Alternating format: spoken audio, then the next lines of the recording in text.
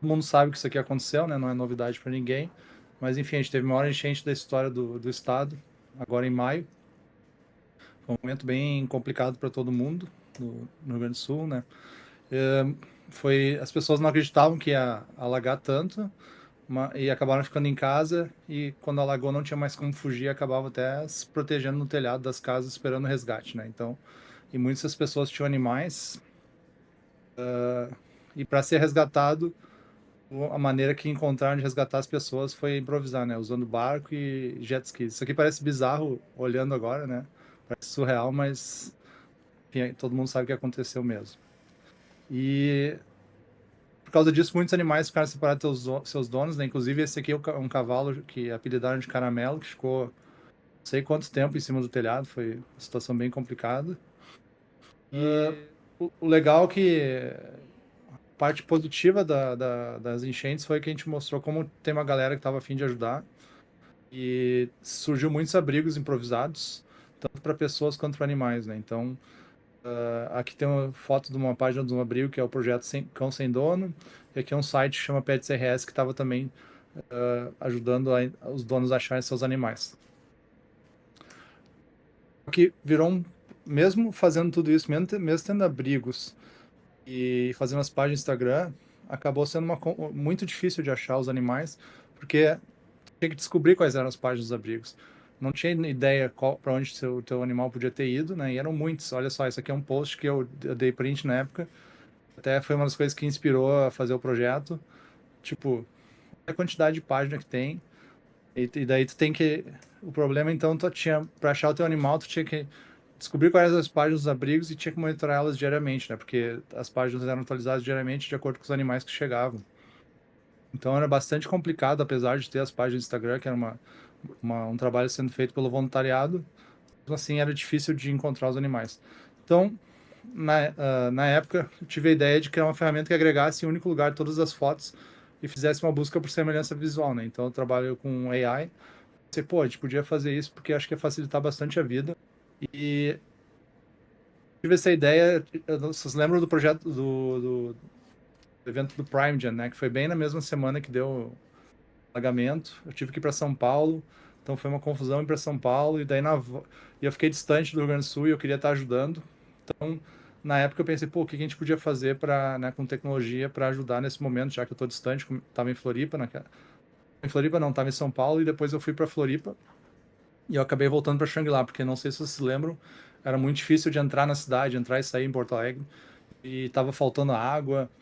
O próprio prefeito mandou as pessoas ficarem fora de Porto Alegre, então era uma confusão naquela época.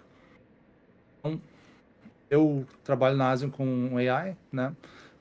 Tava em Shangri-La e eu recrutei o João que todo mundo conhece, Narciso. Contei para ele a ideia, ele achou legal, ele, bah, vamos participar. Foi na hora, assim, se interessou, e só que ele tava em Bangkok, então ele tinha um fuso horário totalmente maluco. E o João conheceu o Davi e recrutou o Davi.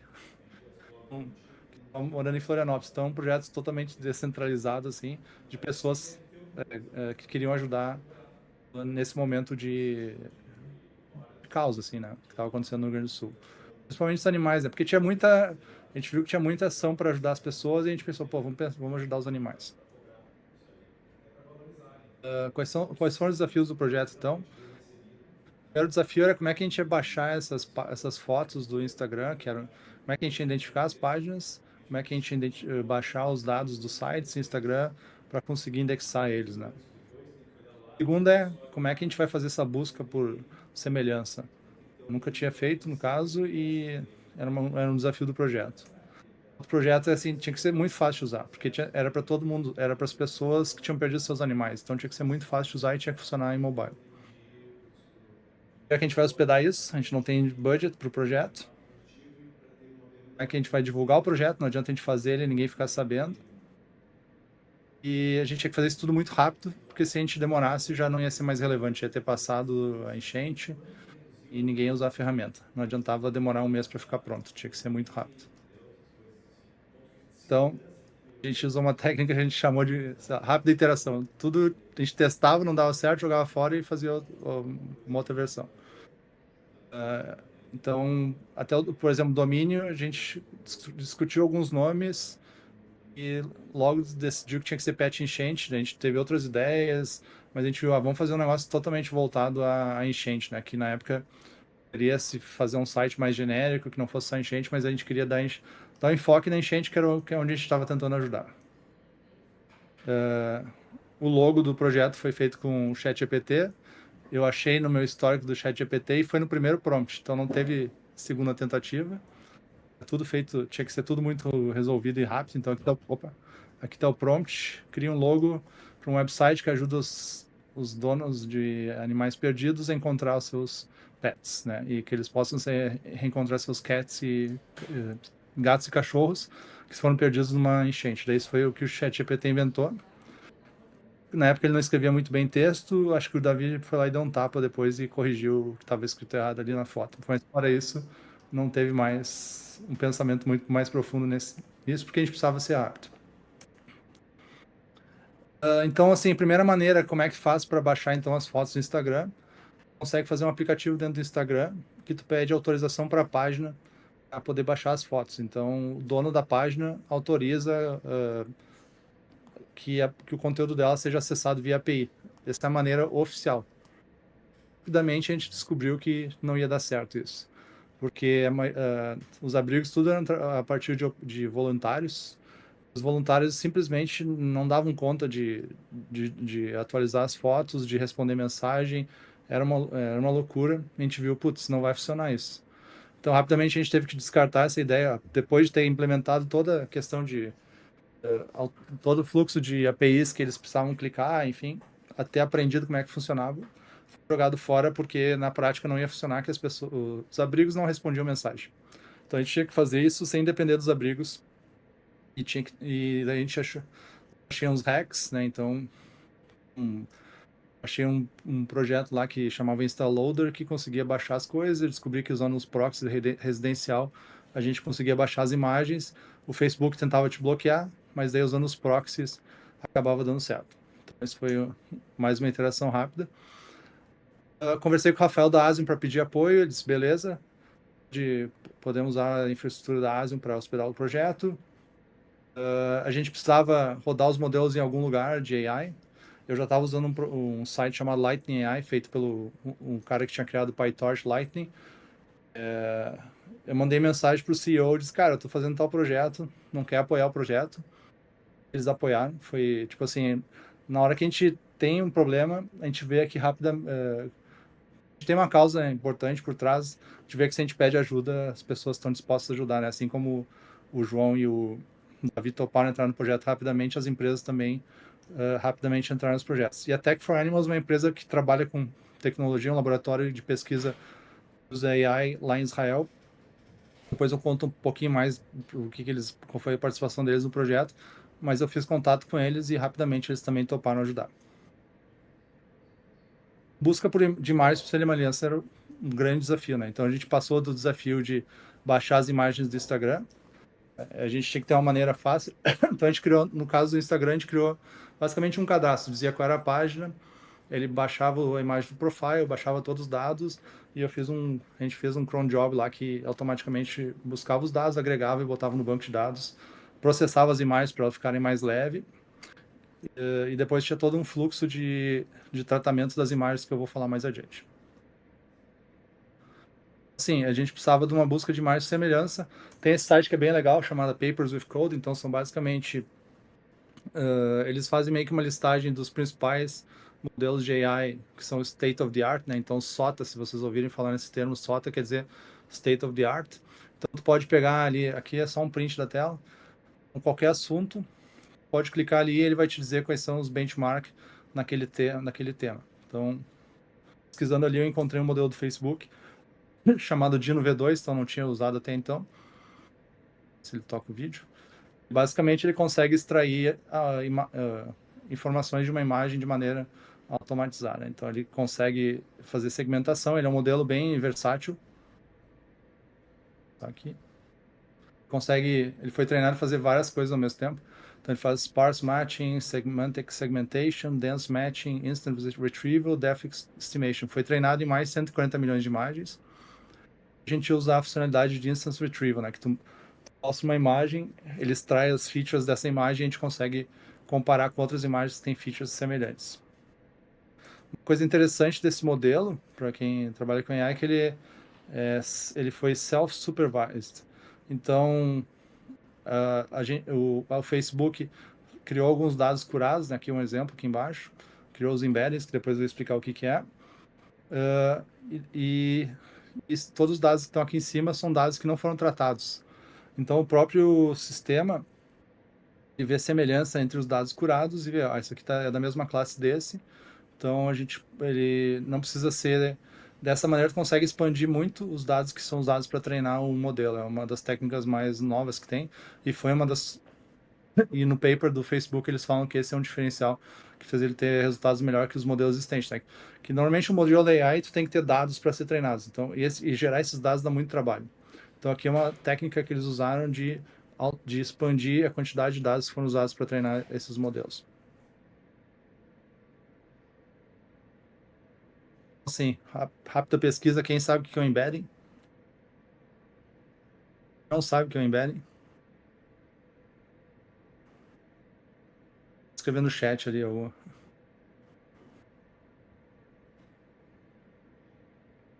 tenho que saber, né, Pedro? o... Enfim, embedding é... Então, assim, imagine, isso aqui é uma representação visual de um modelo de classificação de imagens, tá? Então, que é uma rede neural, aqui tem bem básica, é mais uma representação visual mesmo. Quando a gente faz todos os processamentos da imagem, antes de chegar no resultado final, se vocês olharem no final, aqui tem um softmax, né? Isso aqui basicamente quer dizer, ele vai pegar e vai gerar a probabilidade de cada categoria daquela imagem que entrou ali. Pode ser um carro, um caminhão, uma van, uma bicicleta.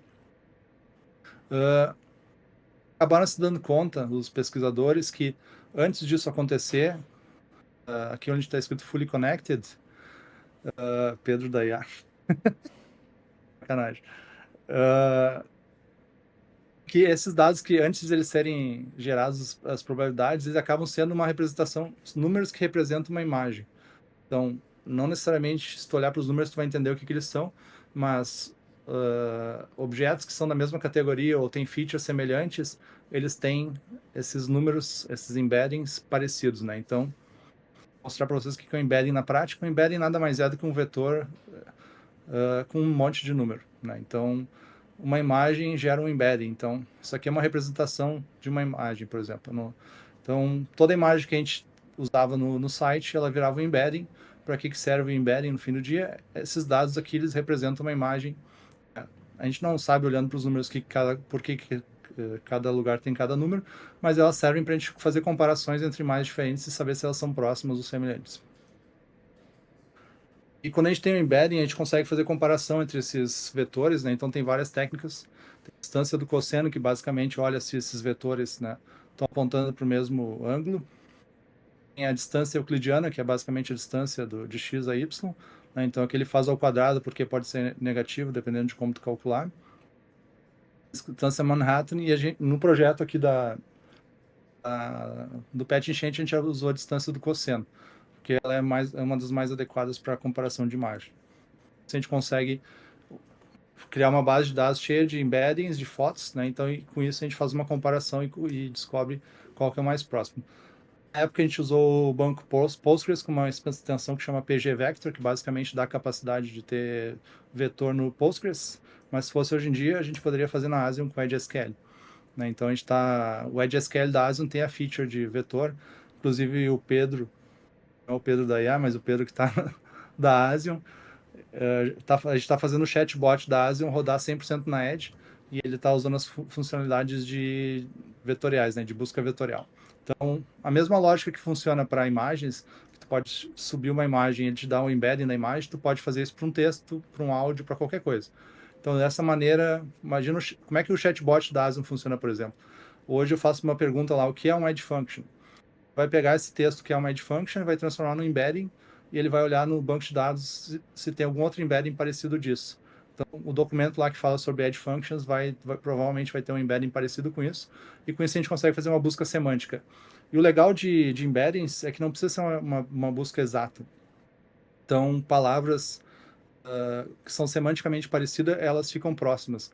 Assim como as palavras ficam próximas uma da outra, vetorialmente, né? Imagens também ficam próximas uma da outra. Aqui é um exemplo disso. Ó. Isso aqui é a projeção, né? As imagens do Patch Enchant, elas viravam um vetor de 512 posições, se eu não me engano. Então, isso aqui são em azul. Eu projetei aqui em 2D, né? Então, a gente pegou 500 dimensões e reduziu em duas dimensões. E a gente consegue ver que os animais, aqui os cachorros estão em azul, os gatos estão em vermelho. Tu viu que vocês podem ver que eles ficam próximos um do outro, de maneira natural. Então, se a gente pegar qualquer pontinho desse e a gente pegar os pontinhos mais próximos dele, essa é a lógica de fazer uma busca por semelhança, tá? Aqui em 3D mesmos dados. Então, em amarelo são coisas que não tem, são gatos, tem cachorros, né? Isso aqui podia ser estava puxando do Instagram, vinha um monte de coisa que não era necessariamente. Os Instagram não tinham padrão, né? Então, isso depois é uma coisa que eu vou mostrar para vocês que a gente teve que fazer moderação automatizada com AI também, porque era muita imagem, a gente não conseguia fazer manualmente. Então, aqui podia ser um card dizendo alguma coisa na página do Instagram. Então, ver que essas outras informações que não eram nem gatos nem cachorros também ficavam próximas uma da outra. Aqui, vocês podem ver que dá para ver o cursor quando eu falo aqui? Estou apontando? Sim, não?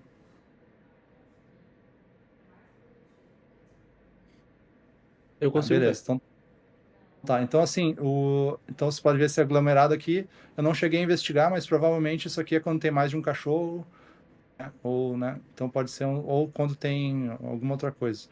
Mas, enfim, fazer esse tipo de projeção com o UMAP, que é uma das técnicas mais bacanas que tem de redução de dimensão, a gente consegue agrupar as informações e deixar mais visual.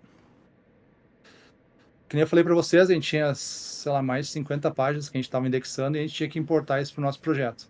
A gente usou AI aqui também para olhar para cada foto e olhava, tem pessoas na foto, se tiver uma pessoa na foto eu não quero botar no nosso site, né, porque não faz sentido.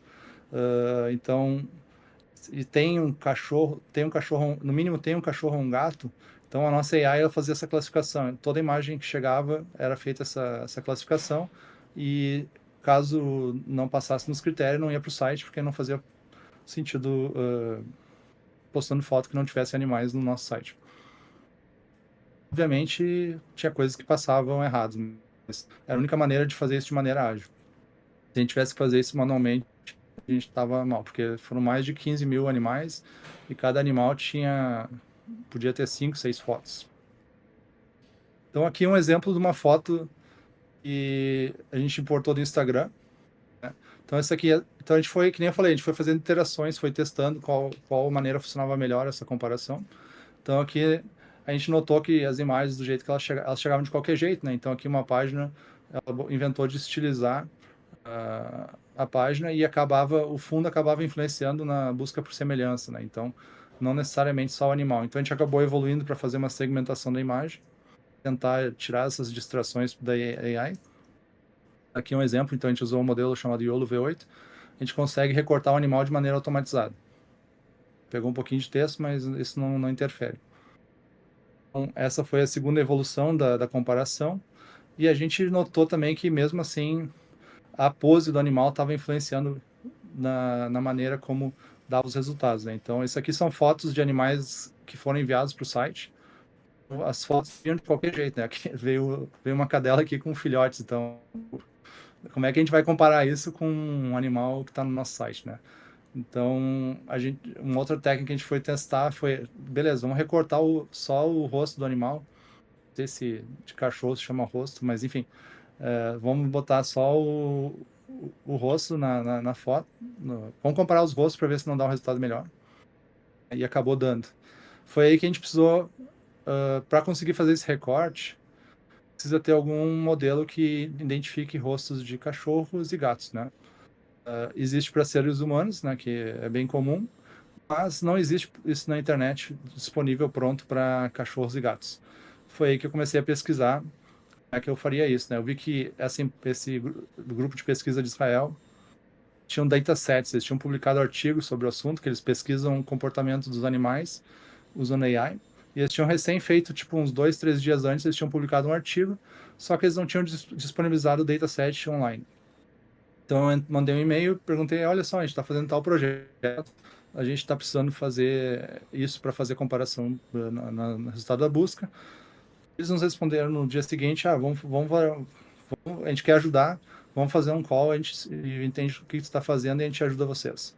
Então, eles foram muito legais, entraram na causa junto de maneira espontânea, assim, e acabaram disponibilizando um modelo que ajudava a fazer então, essa detecção de face para a gente melhorar o resultado da busca.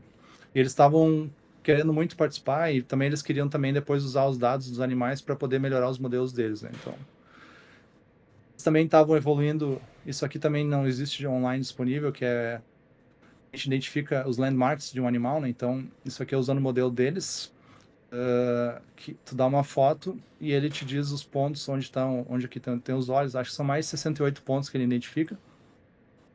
É mais ou menos dessa maneira que funciona a biometria facial do ser humano. Só que para gatos e cachorros, esses datasets também são bem raros de existir.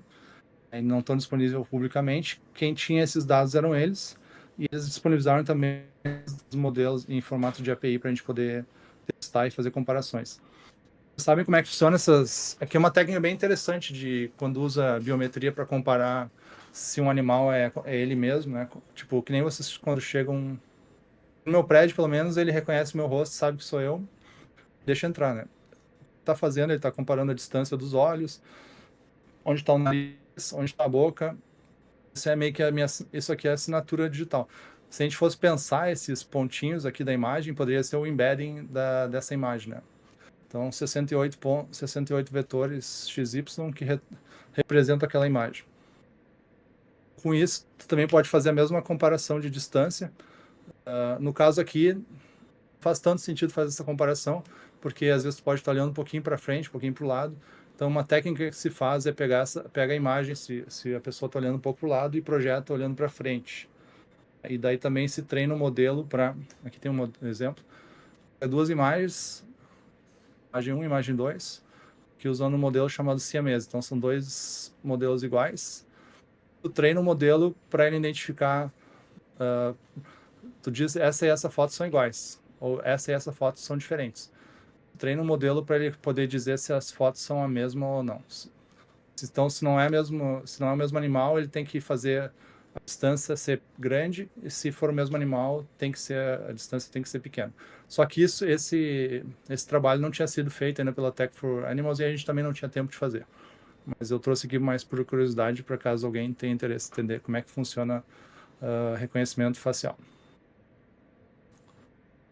Sim, gente, tinha que ser muito rápido, então from idea to launch foi 5 dias, eu acho. Acho que a gente começou na terça-feira e a gente botou no ar sábado ou domingo, não me engano, se eu não me engano. Tinha que contar a ideia para o mundo. Chegou nosso head de social media, preciso que faça um vídeo para contar de maneira muito simples o que a gente está fazendo, para as pessoas entenderem a ideia e espalhar. Então foi assim que a gente lançou o projeto.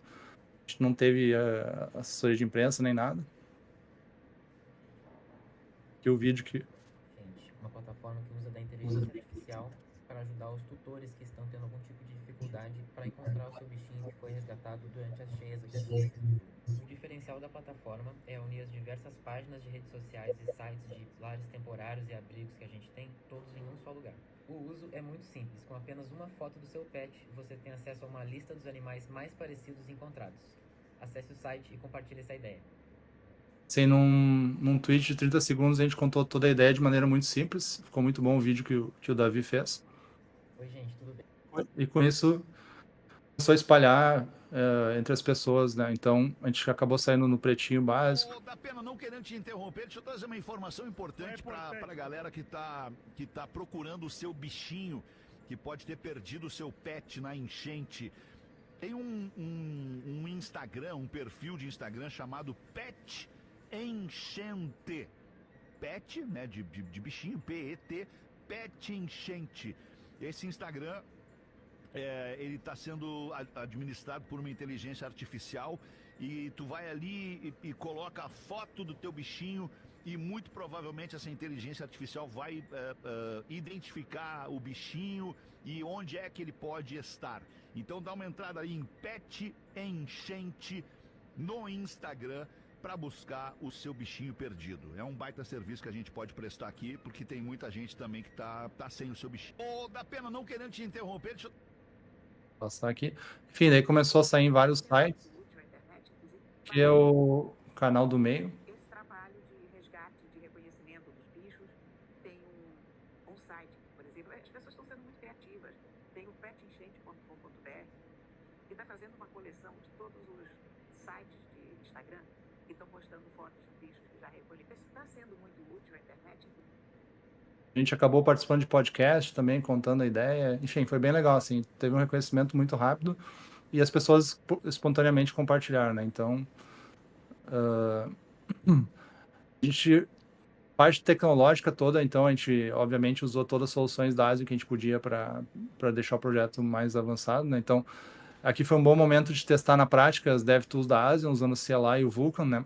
Inclusive, a gente levou vários feedbacks depois para o time de Sales para fazer ajustes e o time de CLI para a gente fazer de melhoria, como a gente estava usando e vendo experiência. A gente hospedou na ASIO o front-end todo, usou o Edge Cache para carregar mais rápido as páginas, automatizou a parte de otimização de imagem e acelerou a aplicação, né? E com isso a gente conseguiu fazer um offload da cloud, então a gente não gastava tantos créditos lá na Lightning AI e com isso ficava mais barato o projeto na parte do back-end. Vou contar aqui agora um pouco, João. O João vai contar um pouquinho da que ele fez ali para otimizar o projeto, já que a gente está usando as soluções aqui. Beleza, então a gente criou algumas regras ali, basicamente, né? Uma regra integrando os assets do front-end. Então a gente criou uma regra específica ali, usando o cache no browser e na Edge para entregar os estáticos, né? A gente setou também um cache para... Depois pode passar aí, eu acho que um slide. Esse aí é o cache criado para entregar o site, né? Então a gente colocou um cache, basicamente essa regra, que entrega todos os estáticos do front-end ali.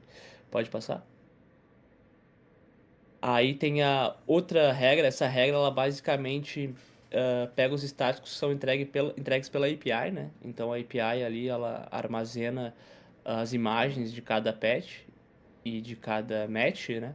Então, para não ter que ficar renderizando isso toda hora de novo, ou computando isso toda hora de novo, a gente aplicou um cache. Então, tudo que na API lá a gente colocou, né, que a rota que entrega esses estáticos, essas imagens de cada patch, ficava no static e os resultados de API ficavam no /API. Então, esse cache basicamente é setado apenas para as imagens, né, e não para os resultados de API ali. Pode passar. Então aí a gente tem a entrega dessas imagens, né, dos estáticos. Aí são as regras colocadas, a gente colocou uma imagem optimization ali. Então as imagens nem todas necessariamente estavam num formato mais otimizado para a web. Então em vez de passar uma rotina ou algo que automatizasse isso ali, a gente simplesmente criou a regra da ASION, que ela pega automaticamente essas imagens e otimiza a entrega.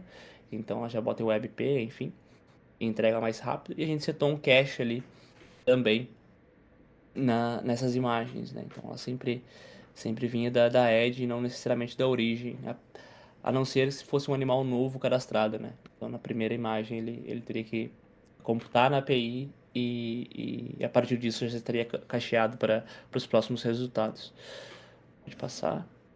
E aí tem uns gráficos, né? A quantidade de... Faz uns 3 meses que a gente publicou o projeto, eu acho. Não sei se isso totalmente. Mas já trafegou ali total de 500 GB de dados ali, né? Os dados de saída e de entrada, 408 GB de saída e 114 de entrada. Aí tem o Edge Offload, que é basicamente tudo que ele conseguiu cachear, então tudo que foi entregue pela Edge e não precisou ir lá na origem, né? Lá nos resultados da API e fazer uma requisição nova e entregar. Então a gente tem 153%. Foi um resultado bem bom. Então, muitas imagens ali, muita gente... Teve alguns animais que a gente conseguiu ver no Analytics ali, que eles foram acessados mais, né? Eu acho que a galera compartilhava o ID de alguns para os tutores, para ver se não era, cada um poder fazer a busca, então isso sempre foi cacheado, não precisava computar de novo, né? Teve muitos links que foram bem compartilhados. Então, ele batia na Edge, a Edge entregava, nem chegava na nossa API. Foram dados bem bons, pode passar mais um Bem aí. legal. Isso aqui na prática, assim, ó, aqui onde eu estou mostrando o cursor, esses acessos aqui 100% estava em cache, nem batia no site. Com isso deixa mais leve, gasta menos lá no processamento na ponta, né? Pode ter uma origem mais simples. E aqui foi o que eu falei, aqui foi um aprendizado. Ó, esse buraco aqui que vocês estão vendo é que o jeito que quando a gente atualizava o site, ele acabava limpando 100% do cache. Então, uma das melhorias que a gente pediu para ser feita na CLI é poder dizer, não, eu quero limpar o cache de determinada maneira, né? Então, hoje tem uma maneira de especificar isso lá no arquivo de configuração que eu digo, eu quero só apagar as rotas tais, eu não quero apagar 100% das imagens, que não faz sentido para esse projeto, por exemplo, né? Ele fazia um purge ali quando fazia um deploy para limpar, porque em tese, né, seria o que o usuário quer, né? Porque foi pensado mais para projetos de front-end. Então, fiz uma autorização, é limpar o cache, mas em produção isso não faz muito sentido se tu tem uma API, por exemplo, que entrega conteúdo, né? Então, foi o caso ali. Tu pode setar agora uma chave de cache ou um caminho, né? Tudo que for barra tal, mas não barra API, por exemplo. Aí não limpa o cache para cada deploy. E aí tem a quantidade de requests, né? Do nosso domínio ali, que foi para Edge, né? Então, ele pode ver que foram 5,2 milhões de cache no total ali. Alguns dados aqui que a gente traz do projeto, então, a gente tem, isso aqui é impressionante, né? Uma média de quase 6 minutos por visitante. Então, além de ficar subindo a foto dele, depois a gente mostra ali o site funcionando, ele podia ficar navegando por fotos semelhantes. Então, acabou gerando apesar do site ter 2 páginas, basicamente, quer dizer, tem a home e tem o resultado da busca. Então, basicamente 2 páginas. Tem o site e as pessoas ficavam 6 minutos porque elas ficavam navegando muito pelas páginas, né? Então, um engajamento bem alto. A gente indexou mais de 50 páginas no Instagram e indexou, acho que 1 ou 2 sites que eram agregadores. A gente teve mais de 15 mil... Ué, parou de compartilhar? Que ele se perdeu aqui. Não é muito estável esse negócio aqui do Discord. Estão vendo aí? A gente tem mais de 15 mil animais, mas significa que a gente tem muito mais imagens que isso. Então, são, sei lá, bota uma média de 2, 3 imagens no mínimo por animal. A gente teve mais de 23 mil uploads de imagem. A gente teve mais de 120 mil páginas vistas. 650 seguidores no Instagram, né? Tudo de maneira espontânea, assim. Que os dados de acesso, então, obviamente, no começo, quando a galera começou a divulgar, teve muito mais acesso. Ali chegou a ter um pico de 1.500 visitantes no primeiro dia que a gente divulgou. E o mais impressionante é que em julho, aqui, ó, a gente está 3 meses depois, continuava tendo 50 pessoas por dia acessando, ou seja, as pessoas continuam buscando os animais. E se o site cai, a gente recebe mensagem, né, das pessoas, o site saiu do ar, o que aconteceu? Porque as pessoas continuam procurando seus animais. Isso é meio, enfim, né? Então aqui, muito mais que os dados, né? Então esses animais que estão na tela, eles foram encontrados, então esses foram os que as pessoas nos avisaram, deve ter muito mais, porque a gente não tinha como saber se a pessoa tinha encontrado o animal ou não, sem ela nos avisar. Esse aqui da esquerda, o Bolota, que a gente ficou sabendo da história dele, que estava em Canoas, ele foi adotado, ele virou toda uma polêmica no Twitter, porque o dono foi buscar ele lá em Canoas, só que ele tinha sido adotado, não foi encontrado, então virou uma polêmica no Twitter. Mas enfim, foi muito legal ver todo o feedback de quem usou o projeto, né?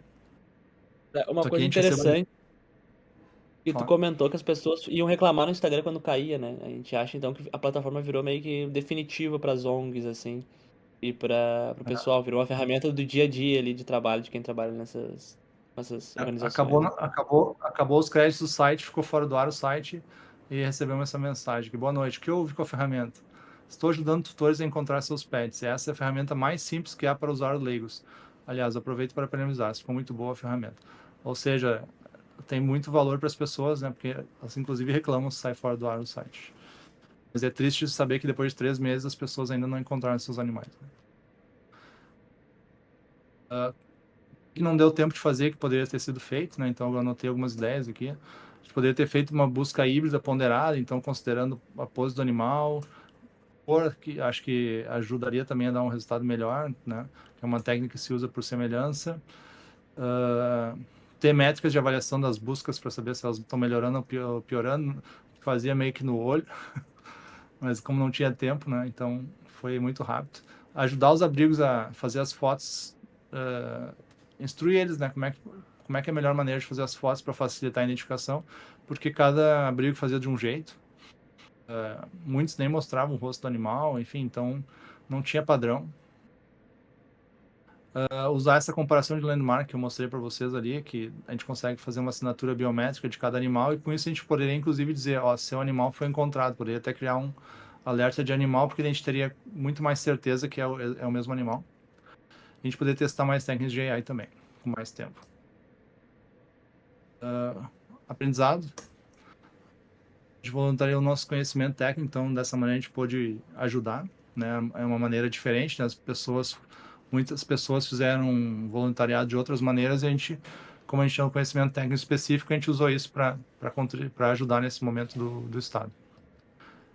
E quando tem uma causa como essa, é muito fácil engajar as pessoas a ajudar, né? Então, acho que as pessoas às vezes com vergonha de pedir, mas para todo mundo que eu pedi, as pessoas toparam ajudar. E acho que um dos principais, assim, por que deu por que a gente conseguiu fazer um projeto tão rápido, tão legal? Porque a gente estava bem claro que cada um tinha que fazer e a gente testava, não dava certo, já mudava e logo em seguida já ia adiante. E só para mostrar, então, na prática o projeto funcionando, para quem não acessou. Estão vendo aí o site? Conseguem ver o site? Estão vendo o site? Sim? Então, basicamente, hoje...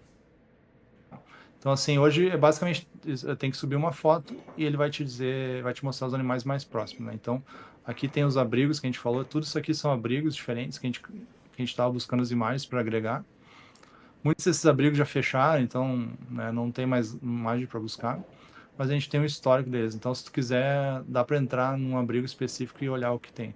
Vou subir uma foto aqui de um caramelo, só para a gente fazer um teste, então. Eu vou enviar aqui. Estou buscando esse caramelo que ele vai buscar na nossa base ali de mais de 15 mil animais, os mais próximos. Então aqui ele achou essa aqui é bem parecida até. Esse caramelo aqui é um caramelo aleatório que eu peguei na internet. E aqui são os animais que estão encontrados, né? Coitado de quem tem caramelo depois de conseguir reencontrar o bichinho. Mas aí, tá vendo, tem aqui aparece animais da enchente, Pets RS, POA. Então são a fonte do dado, né? A gente não queria ser mais um cadastro de animais, a gente queria ser um meta-buscador, né? Então, se tu clica no animal, se tiver mais de uma foto, aparece. Ele também diz a origem, de onde veio a foto. O texto, então, a gente puxava todos esses dados a partir das páginas de Instagram. E o projeto era essencialmente isso.